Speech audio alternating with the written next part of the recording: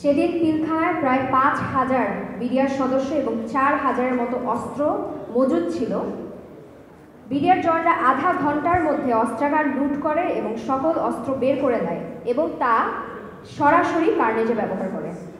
Carnage পরবর্তী তৎকালীন সরকার কর্তৃক গঠিত আনিসুজ্জামান তদন্ত কমিশন, সেনাবাহিনী কর্তৃক গঠিত সেনা তদন্ত, সিআইডি তদন্ত এবং বিডিআর ইউনিটের তদন্তে রাজনৈতিক কারণে পেছনের ষড়যন্ত্রকারীরা বেরিয়ে আসেনি, তবে তাদের তদন্তে বিপদগামী বিডিআর জওয়ানদের সরাসরি অংশগ্রহণে ২৫ ও ২৬ ফেব্রুয়ারির ম্যাসাকার সংগঠিত হওয়ার বিষয়টি সন্দেহাতীতভাবে প্রমাণিত হয়।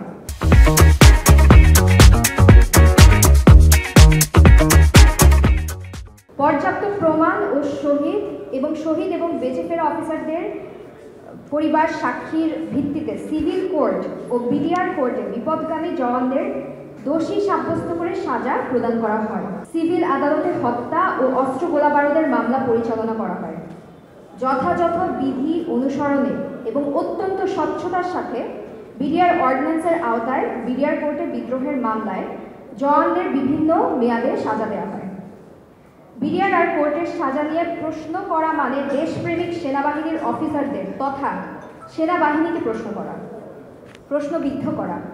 অতএব অভিযুক্ত ও সাজাপ্রাপ্ত বিপদগামী জওয়ানদের নিরপরাধ বলার কোনো সুযোগ নেই এবং যারা সাজা পেয়েছেন তাদের মুক্তির দাবি করা সম্পূর্ণ অযৌক্তিক।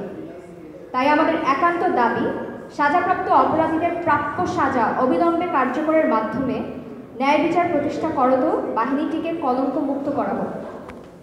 সঠিক বিচার না হলে ভবিষ্যতে একই ঘটনার পুনরাবৃত্তি হওয়াটাই অস্বাভাবিক নয়।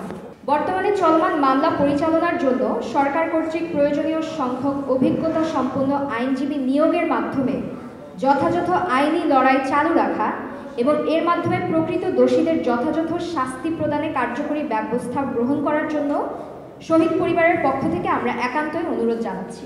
অত্যন্ত পরিতাপের বিষয় এই যে বিডিআর কার্নেজে অভিযুক্ত বা সাজাপ্রাপ্ত সৈনিক এবং তাদের পরিবাররা গত ১৫ বছর কোনো দাবি নিয়ে আমরা তাদেরকে মাঠে আসতে দেখিনি, কিন্তু আজ তারা সম্পূর্ণ অযৌক্তিক দাবি নিয়ে বিপথগামী সৈনিকদের নিরপরাধ দাবির আন্দোলনের মাধ্যমে জাতিকে বিভ্রান্ত করছে এবং বিচারহীনতার সংস্কৃতি চালু করার অপচেষ্টা করছে বলে আমরা মনে করছি। তাদের এই দাবির মাধ্যমে জাতির দৃষ্টি ভিন্ন খাতে প্রবাহিত করে প্রকৃত খুনিদের আড়ালের মাধ্যমে বর্তমানের ছাত্র জনতার সরকারকে প্রশ্নবিদ্ধ করার অপচেষ্টা চলছে। এই খুনিদের যথাযথ বিচার না হলে একই ঘটনার পুনরাবৃত্তি হবে, আমরা আবারও বলছি, যা মোটেই আমাদের কারোর জন্যই কাম্য হতে পারে না। বিডিআর ম্যাসাকারের পেছনে পরিকল্পনাকারী, মদতদাতা, সহায়তাকারীদের চিহ্নিত করে স্পেশাল ট্রাইব্যুনালের মাধ্যমে বর্তমান অন্তর্বর্তীকালীন সরকারের মাধ্যমেই দ্রুত বিচার সম্পন্ন করার জোর দাবি জানাচ্ছি।